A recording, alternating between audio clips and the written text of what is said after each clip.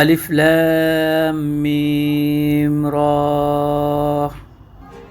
এগুলো কিতাবের আয়াত, আর তোমার রবের পক্ষ থেকে তোমার উপর যা কিছু নাজিল হয়েছে তা সত্য, কিন্তু অধিকাংশ মানুষ ঈমান আনে না। আল্লাহ যিনি খুঁটি ছাড়া আসমানসমূহ উঁচু করেছেন যা তোমরা দেখছ, অতঃপর তিনি আরশে উঠেছেন এবং সূর্য ও চাঁদকে নিয়োজিত করেছেন। এর প্রত্যেকটি নির্দিষ্ট সময় পর্যন্ত চলবে। তিনি সব কিছু পরিচালনা করেন।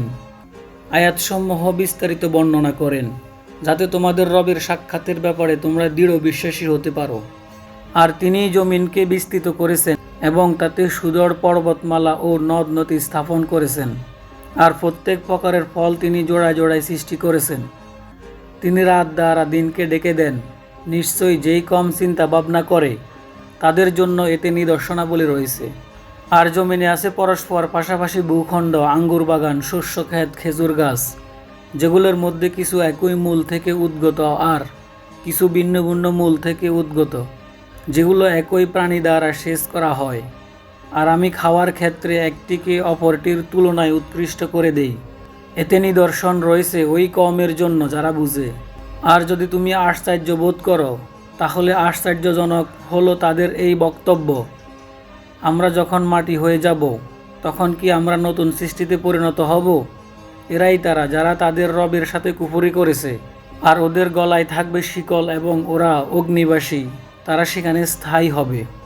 আর তারা তোমার কাছে ভালোর পূর্বে মন্দের জন্য তাড়াহুড়া করে, অথচ তাদের পূর্বে অনেক অনুরূপ লোকদের শাস্তিগত হয়েছে। আর নিশ্চয়ই তোমার রব মানুষের প্রতি ক্ষমাশীল তাদের জুলুম সত্ত্বেও, এবং নিশ্চয়ই তোমার রব কঠিন শাস্তিদাতা। আর যারা কুফরি করেছে তারা বলে, তার উপর তার রবের পক্ষ থেকে কোনো নিদর্শন নাজিল হয় না কেন? তুমি তো কেবল সত্যকারী, আর প্রত্যেক কওমের জন্য রয়েছে হেদায়েতকারী। আল্লাহ জানেন যা প্রতিটি নারীর গর্ভে ধারণ করে এবং গর্ভাশয়ে যা কমে ও বাড়ে, আর তার নিকট প্রতিটি বস্তু নির্দিষ্ট পরিমাণে রয়েছে। তিনি গায়েব ও প্রকাশ্যের জ্ঞানী, মহান, সর্বোচ্চ। তোমাদের মধ্যে কেউ কথা গোপন রাখুক বা প্রকাশ করুক, আর রাতে লুকিয়ে করুক কিংবা দিনে প্রকাশ্যে করুক, সবই তার নিকট সমান।